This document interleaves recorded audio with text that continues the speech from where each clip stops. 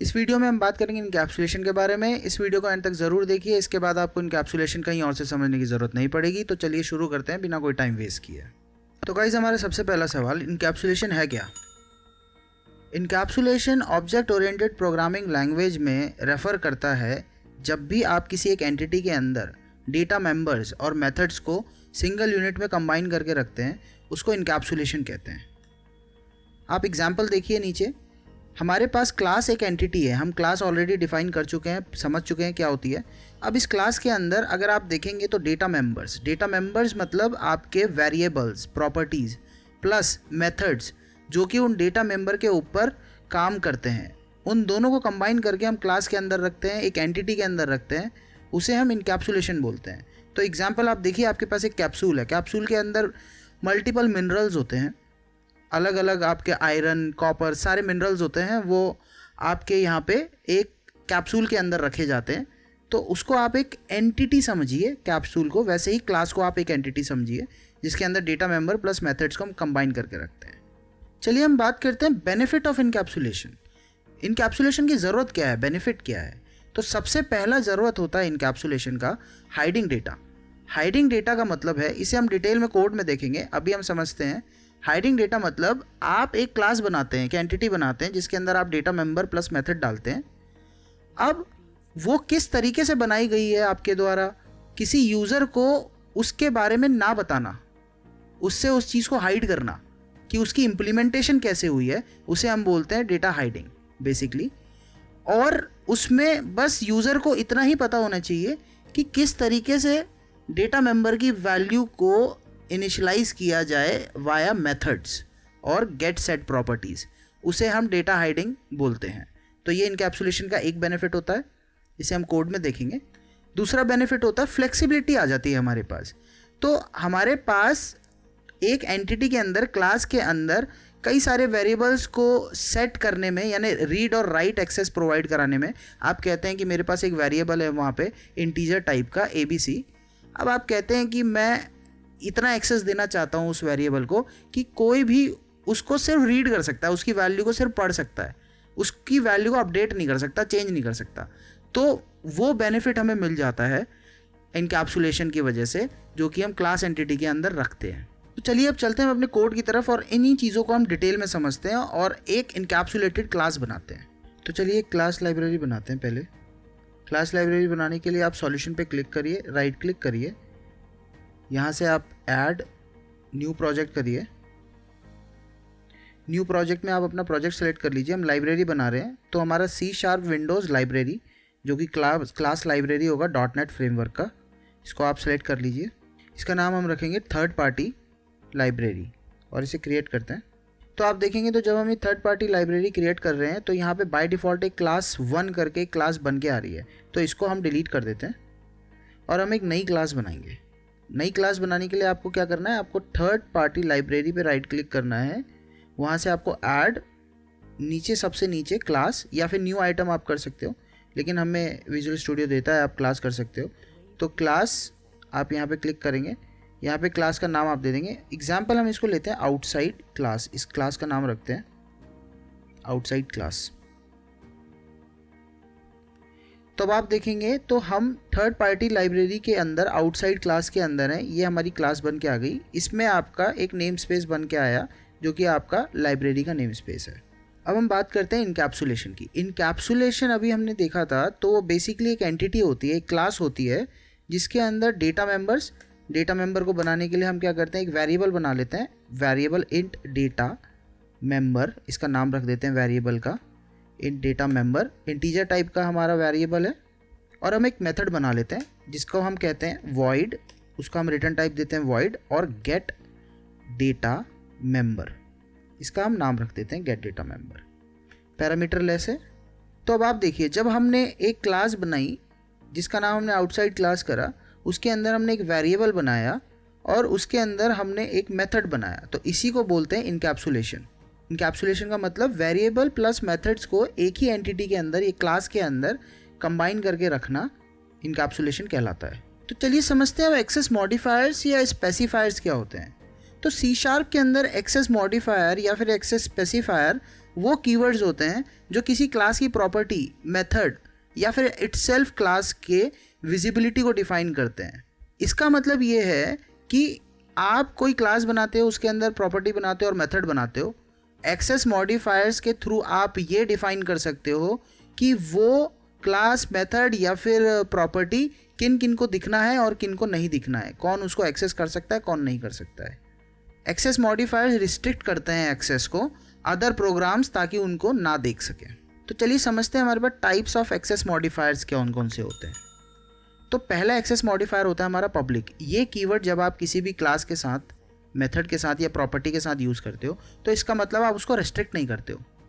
अगर आपने वो यूज़ कर लिया तो उसको आप कहीं पे भी किसी और क्लास के साथ, मेथड के साथ यूज़ कर सकते हो, कॉल कर सकते हो। दूसरा होता है हमारा प्राइवेट। प्राइवेट जैसे ही कीवर्ड आप यूज़ कर लेते हो किसी भी एंटिटी के साथ, या फिर प्राइवेट मेथड बना लेते हो या फिर प्राइवेट वेरिएबल बना लेते हो, तो इसका मतलब इतना होता है कि उसका यूजेस सिर्फ लिमिटेड हो जाता है उसी क्लास के अंदर अंदर। यानी आपने क्लास ए बनाई, क्लास ए के अंदर एक मेथड बनाया प्राइवेट और एक प्रॉपर्टी बनाई, तो वो दोनों के दोनों सिर्फ उसी क्लास के अंदर यूज़ हो सकते हैं और कहीं यूज़ नहीं हो सकते। तीसरा होता है हमारा इंटरनल। इंटरनल में क्या होता है, ये भी लिमिटेड एक्सेस होता है लेकिन ये थ्रू आउट दी DLL होता है। हम DLL, नेम स्पेसेस, असेंबलीज को डिटेल में बात कर चुके हैं ऑलरेडी। अगर आपको डिटेल में जानना है तो आप उस वीडियो को रेफ़र कर सकते हैं। तो इसमें क्या होता है, जब आप किसी एंटिटी को इंटरनल कर देते हैं तो इट्स DLL, जिस DLL के अंदर वो बनाया गया है उसी DLL के अंदर दूसरे नेम स्पेसेस के अंदर वो यूज़ हो सकता है, दूसरी क्लासेस के अंदर वो यूज़ हो सकता है, नहीं तो उसके बाहर वो कहीं और यूज़ नहीं हो सकता। चौथा होता है हमारा प्रोटेक्टेड। प्रोटेक्टेड का कॉन्सेप्ट आता है आपका इनहेरिटेंस के केस में, यानी डिराइव्ड क्लास और बेस क्लास के बीच में आपका ये कॉन्सेप्ट आता है। तो जिस भी क्लास को आप प्रोटेक्टेड कर देते हैं या फिर मेथड, प्रॉपर्टी को आप प्रोटेक्टेड कर देते हैं, वो सिर्फ और सिर्फ अपनी उसी क्लास के अंदर यूज़ हो सकती है और जो उस क्लास से डिराइव हुई है उसके अंदर आप उसको यूज़ कर सकते हैं। इसको हम डिटेल में जब समझेंगे जब हम इनहेरिटेंस की बात करेंगे। पांचवा होता है हमारा प्रोटेक्टेड इंटरनल। तो ये इंटरनल प्लस प्रोटेक्टेड का कॉम्बिनेशन होता है। इंटरनल हम समझ चुके हैं, प्रोटेक्टेड हम समझ चुके हैं कि क्या होता है। तो इन दोनों को कंबाइन करके यानी सेम DLL के अंदर डिराइव्ड केस में, इनहेरिटेंस के केस में इस कीवर्ड को हम यूज़ कर सकते हैं। तो इसे हम डिटेल में बाद में तभी समझेंगे जब हम इनहेरिटेंस समझ रहे होंगे।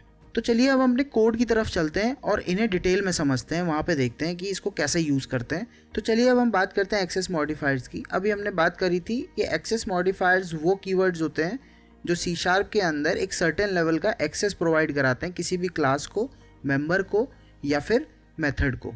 और बाय डिफ़ॉल्ट कोई भी क्लास आपका इंटरनल एक्सेस मॉडिफायर के साथ लगी हुई होती है, उसका डिफ़ॉल्ट एक्सेस मॉडिफायर होता है आपका इंटरनल। कोई भी वेरिएबल या फिर मेथड बाय डिफ़ॉल्ट प्राइवेट होता है जब तक आप उसमें एक्सप्लिसिटली कुछ मेंशन नहीं करते हो मॉडिफायर।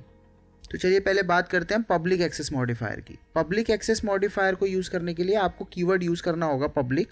तो लेट्स से हम क्लास के साथ पब्लिक यूज़ करते हैं। तो एग्जाम्पल के लिए हम आते हैं अपने program.cs क्लास के अंदर, जो कि हमारा वेरिएबल्स वाले प्रोजेक्ट के अंदर है। हम आउटसाइड क्लास के अंदर थे जो हमारा थर्ड पार्टी लाइब्रेरी प्रोजेक्ट के अंदर है। अब हम program.cs पे आते हैं और वहाँ पे यूज़ करने की कोशिश करते हैं। तो वहाँ पे यूज़ करने के लिए आपको क्या करना होगा, जैसे ही आप लिखेंगे आउटसाइड क्लास तो अभी आपके पास कुछ नहीं आएगा।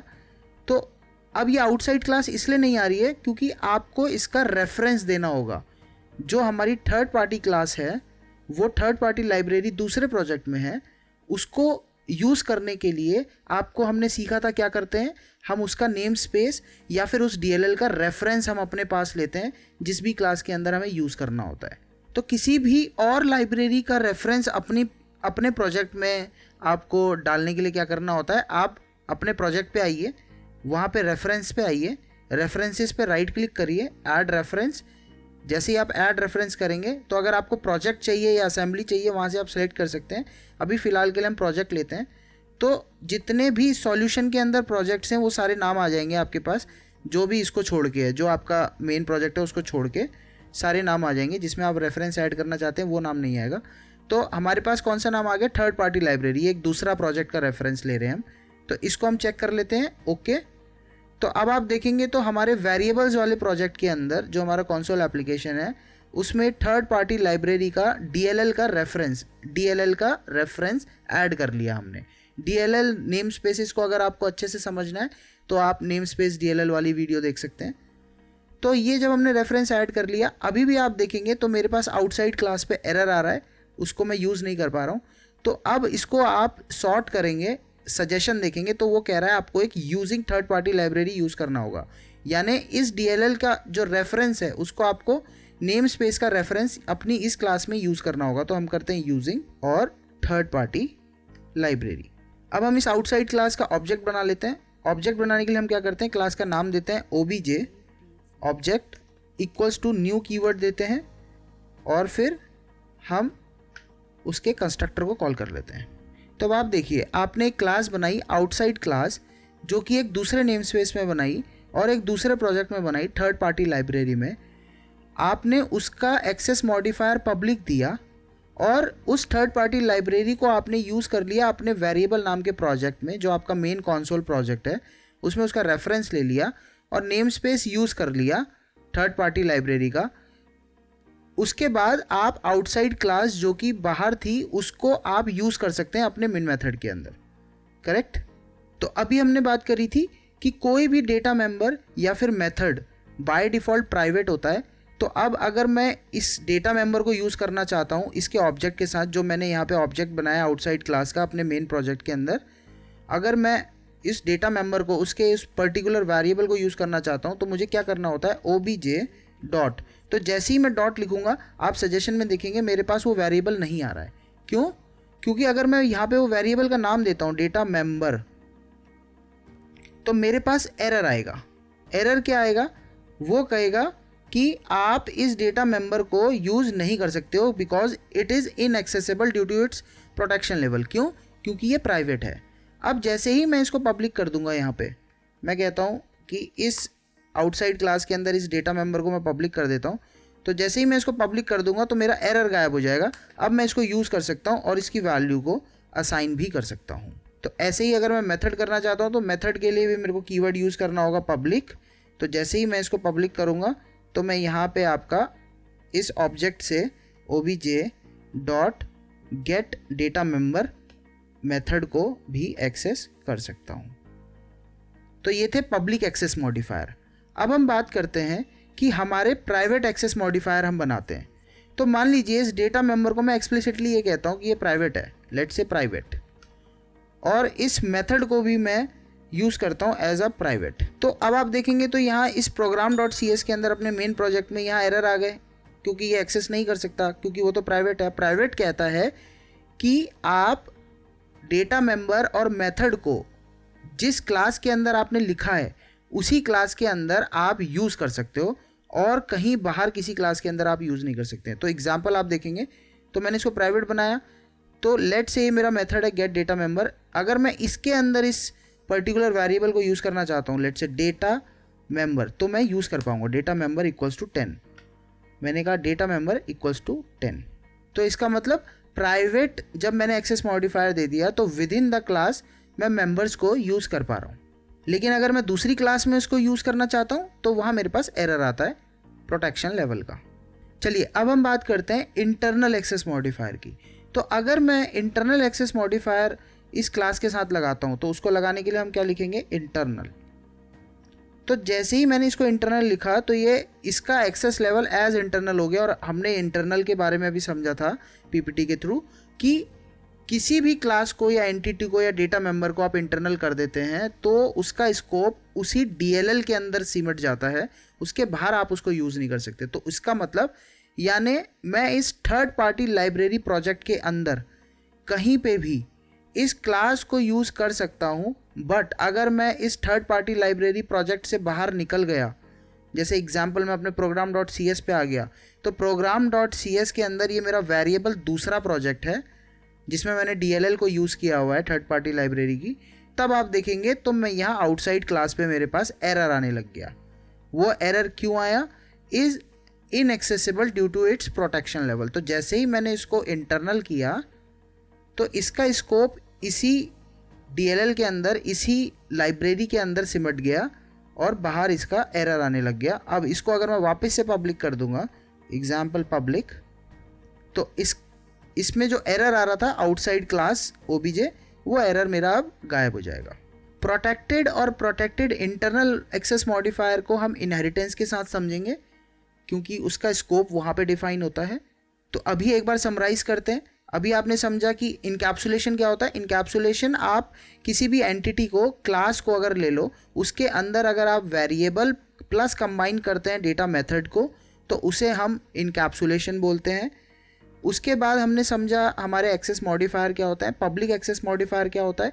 पब्लिक एक्सेस मॉडिफायर बेसिकली कोई रेस्ट्रिक्शन नहीं होती, आप उसको उसी लाइब्रेरी के अंदर या फिर दूसरी लाइब्रेरी के अंदर भी यूज़ कर सकते हो, कहीं पे भी यूज़ कर सकते हो। अगर जैसे ही आप प्राइवेट कर दोगे तो प्राइवेट में स्कोप सिमट जाता है आपका, वो विद इन द क्लास उसका स्कोप रह जाता है। यानी कोई भी डेटा मेंबर को आपने अगर प्राइवेट कर दिया, मेथड को आपने प्राइवेट कर दिया, तो जिस क्लास में वो बनाए गए हैं, जिस क्लास में वो लिखे गए हैं, वो सिर्फ उन्हीं के अंदर यूज़ हो सकते हैं। और उसके बाद आपने समझा इंटरनल। इंटरनल में क्या होता है, इंटरनल जैसे ही आप किसी क्लास को डिफाइन कर देते हो तो उसका स्कोप उस DLL के अंदर ही सिमट के रह जाता है। आप उसी DLL के अंदर उसको कहीं भी किसी भी और क्लास में भी यूज़ कर सकते हो, बट जैसे ही आप उस DLL से बाहर निकल के दूसरी DLL में जाएंगे या दूसरे प्रोजेक्ट में जाएंगे, आप उसको एक्सेस नहीं कर पाओगे, उसका स्कोप ख़त्म हो जाएगा। तो चलिए अब हम ये समझते हैं कि ये सारा काम करने का हमें यूज़ क्या हुआ, हमें बेनिफिट क्या हुआ।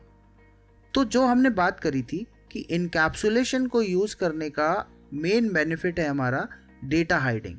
मतलब आप अपने इस क्लास की, जो ये आप क्लास लिख रहे हो, जो आप ये एंटिटी लिख रहे हो, इसकी इम्प्लीमेंटेशन को कम्प्लीटली हाइड कर सकते हो, छुपा सकते हो किसी और क्लास से। यानी program.cs मेरी दूसरी क्लास है, मैं इसके मेन मेथड से या इस क्लास से ये छुपा सकता हूँ कि ये आउटसाइड क्लास जो है, दूसरी क्लास जो है, उसके अंदर कौन कौन से डेटा मेंबर्स हैं, मैं उन्हें छुपा सकता हूँ। कौन कौन से मेथड्स हैं, मैं उन्हें छुपा सकता हूँ बिना किसी को एक्सपोज किए। तो एग्जाम्पल के लिए हम देखते हैं। एग्जाम्पल, मैं इसका एक्सेस मॉडिफायर करता हूँ प्राइवेट। मैं कहता हूँ ये जो डेटा मेंबर है ये प्राइवेट है। तो जैसे ही मैंने इसको प्राइवेट कर दिया, program.cs के अंदर अगर मैं ऑब्जेक्ट बनाऊंगा इस क्लास का, तो इसका मतलब मैं इस ऑब्जेक्ट से, आउटसाइड ऑब्जेक्ट से मैं डेटा मेंबर को एक्सेस नहीं कर पाऊंगा, बट मैं मेथड को कर पाऊंगा। क्यों? क्योंकि उसका एक्सेस मॉडिफायर पब्लिक है। तो अब क्या हुआ, तो जब मैंने इसको हाइड कर दिया तो अब मैं इसको इंटरनली यूज़ कर सकता हूँ। प्राइवेट में क्या था, access modifier within the class में यूज़ कर सकता हूँ। ये एक सेंसिटिव इन्फॉर्मेशन थी जो मुझे चेंज नहीं करनी थी। तो मैं कहता हूँ कि डेटा मेंबर की वैल्यू आपकी है इस मेथड में, data member equals to 10 example के लिए।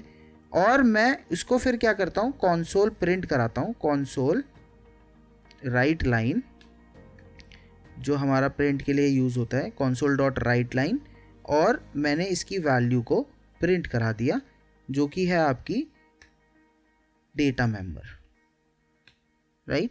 तो डेटा मेंबर की वैल्यू मैंने प्रिंट करा दी इस मेथड से। तो जब मैं अपने program.cs पे जाऊंगा और मैं यहाँ पे outside dot gate data member लिखूंगा, तो इसका स्कोप पब्लिक था।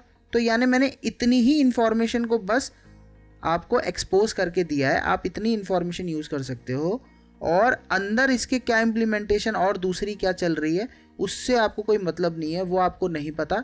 इसे ही हम बोलते हैं डेटा हाइडिंग। ये बहुत बड़ा बेनिफिट होता है। तो अब अगर मैं इस प्रोग्राम को चलाता हूँ और मैं यहाँ पे अभी लिखता हूँ console.readLine, तो मेरे पास प्रिंट होकर आया 10, जो कि क्या था, मैंने इस आउटसाइड क्लास के अंदर इस गेट डेटा मेंबर के अंदर कंसोल करके प्रिंट कराया था डेटा मेंबर की वैल्यू, जो कि इसकी वैल्यू है। तो चलिए एक और मेथड लिखते हैं जिसको कहते हैं public void set data member. ये एक इनपुट वैल्यू लेगा, इंटीजर टाइप की इनपुट, और ये डेटा मेंबर के अंदर उस वैल्यू को असाइन कर देगा।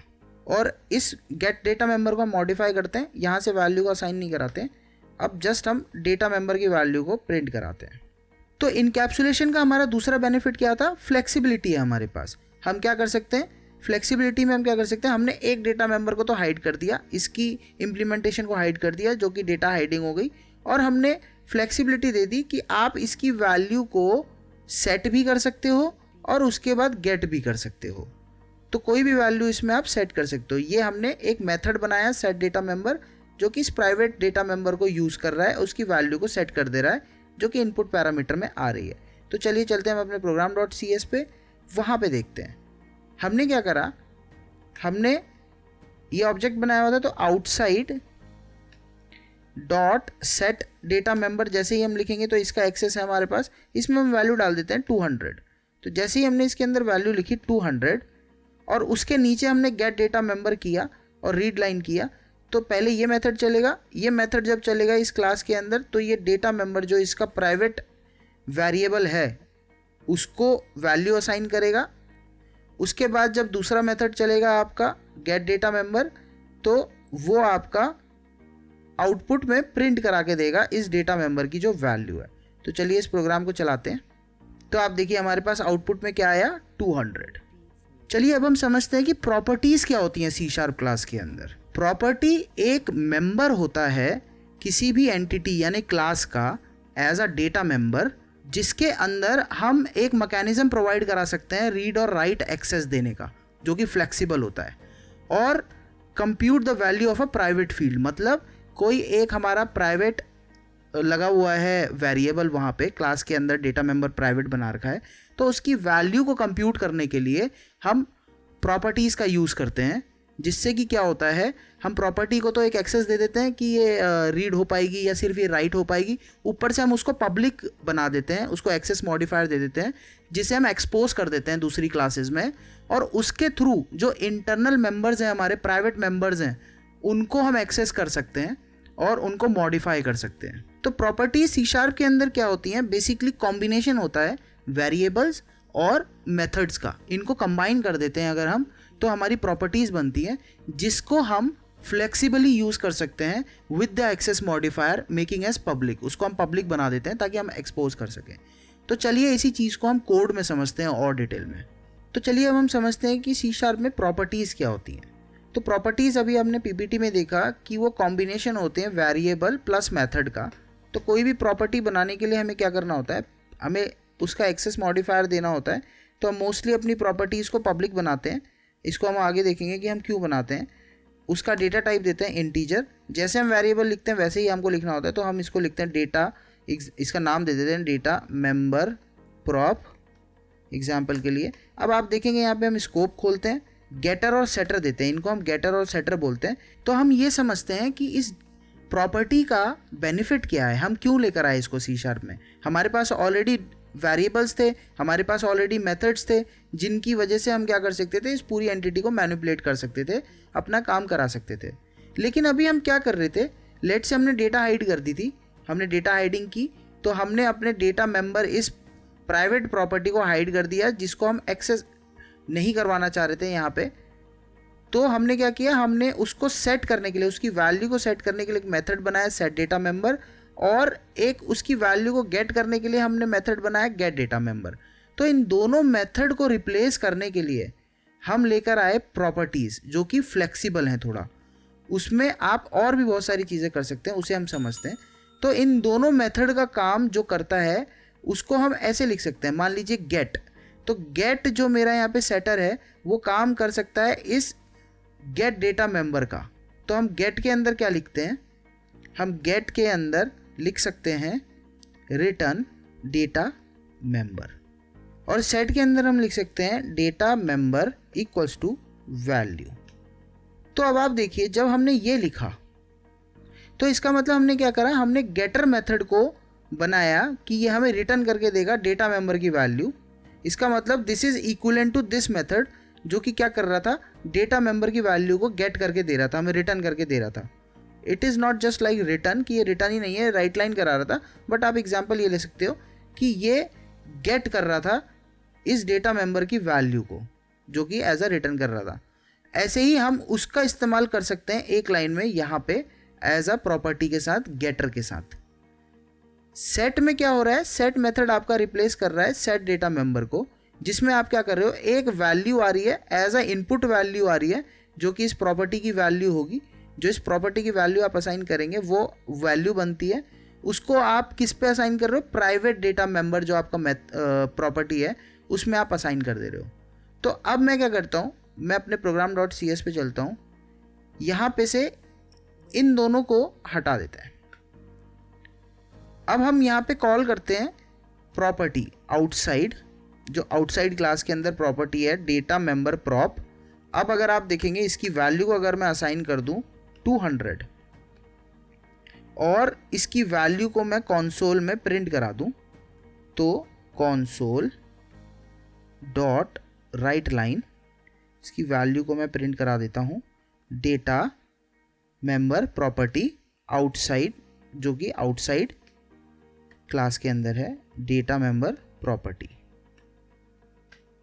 राइट। अब हम इसको चलाते हैं, तो अब आप देखिए हमारे पास आउटपुट क्या आया। हमारे आउटपुट सेम आया जो हमारा पिछली बार उन मेथड्स को यूज़ करके आया था 200। हमने इसकी वैल्यू को असाइन कर दिया 200 और इसकी वैल्यू को गेट कर लिया। इसने क्या करा, इसने इंटरनली जो हमारी वो डेटा मेंबर की प्रॉपर्टी है उसकी वैल्यू को असाइन कर दिया।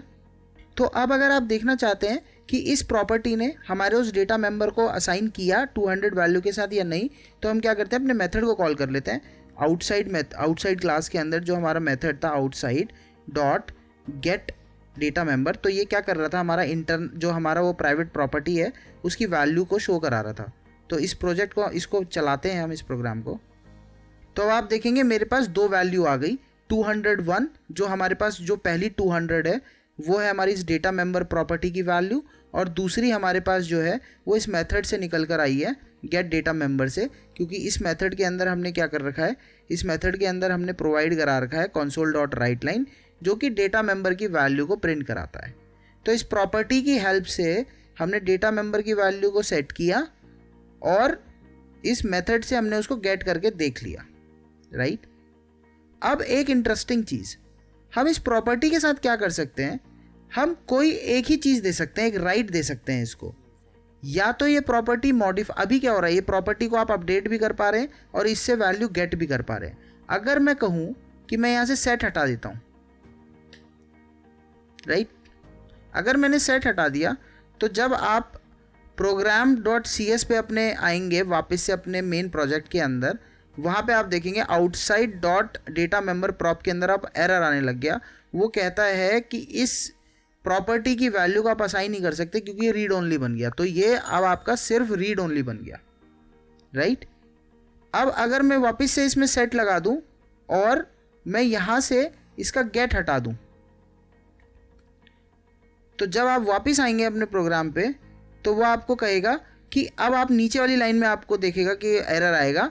ऊपर आप सेट कर पा रहे हो और जैसे ही आप नीचे देख रहे हो तो ये हम क्या कर रहे थे, राइट लाइन करा रहे थे, इसकी वैल्यू को यूज़ कर रहे थे, गेट कर रहे थे। अब वो कह रहा है कि can not be used in the context because उसके पास गेट एक्सेसर है ही नहीं। तो ये एक बेनिफिट होता है आपका प्रॉपर्टी का, आप एक्सेस को कंट्रोल कर सकते हो कि किसी प्रॉपर्टी में आपको राइट करवाना है कि नहीं करवाना है, या फिर रीड करवाना है कि नहीं करवाना है, वो आप एक्सेस कंट्रोल कर सकते हो। तो गाइज ये होता है कंप्लीट इनकैप्सुलेशन, जिसमें हम क्या करते हैं, एक एंटिटी के अंदर फिर से रिवाइज करते हैं, हम एक एंटिटी के अंदर हम डेटा मेंबर्स को, प्रॉपर्टीज़ को, वेरिएबल्स को कंबाइन करते हैं मेथड्स के साथ, जिसे हम बोलते हैं इनकैप्सुलेशन। वो एक एंटिटी होती है, क्लास होती है। उसके बेनिफिट होते हैं हमारे डेटा हाइडिंग के, हम डेटा हाइड कर सकते हैं, यानी कुछ चीज़ों को प्राइवेट कर सकते हैं, उसका एक्सेस हम हाइड कर सकते हैं, और इम्प्लीमेंटेशन को कम्प्लीटली हाइड कर सकते हैं। ये एक बेनिफिट होता है। हमारे पास ईजीनेस होता है। ईजीनेस आप देख रहे हैं कि हमारे पास एक हमने प्राइवेट मेंबर बनाया, मेथड बनाए, और फ्लेक्सिबल हैं हम कि हम उसके साथ क्या करना चाहते हैं उसको हम एक्सेस कर सकते हैं। फिर हमने बात करी मॉडिफायर्स की। मॉडिफायर्स में आपके पब्लिक मॉडिफायर आते हैं, प्राइवेट मॉडिफायर आते हैं, इंटरनल आते हैं, जो हम मेजरली यूज़ करते हैं। पब्लिक मॉडिफायर का कोई रेस्ट्रिक्शन नहीं होता है। प्राइवेट में आप विद इन द क्लास उसको यूज़ कर सकते हैं। इंटरनल के अंदर आप सेम DLL के अंदर यूज़ कर सकते हैं। फिर हमने बात करी प्रॉपर्टीज़ की। प्रॉपर्टीज़ क्या होती हैं, एक स्पेशल वेरिएबल प्लस मेथड का कॉम्बिनेशन होता है जिसको आप यूज़ कर सकते हैं, जो कि हमारे कोड को छोटा कर देता है, ईजी कर देता है, और आप उसमें रीड राइट एक्सेस भी प्रोवाइड करा सकते हैं। यानी आप एक प्रॉपर्टी बना के डेटा हाइड कर सकते हैं, और साथ में ये भी बोल सकते हैं कि ये प्रॉपर्टी के अंदर सिर्फ डेटा आ सकता है या दिख सकता है। तो आई होप गाइज आपको ये वीडियो समझ आई होगी। अगर आपका कोई डाउट है तो आप कमेंट सेक्शन में पूछ सकते हैं। और अगर आप यहाँ तक पहुँचे हैं तो आप इस वीडियो को लाइक करें, शेयर करें, सब्सक्राइब करें। तो चलिए मिलते हैं अब अगली वीडियो में। शुक्रिया।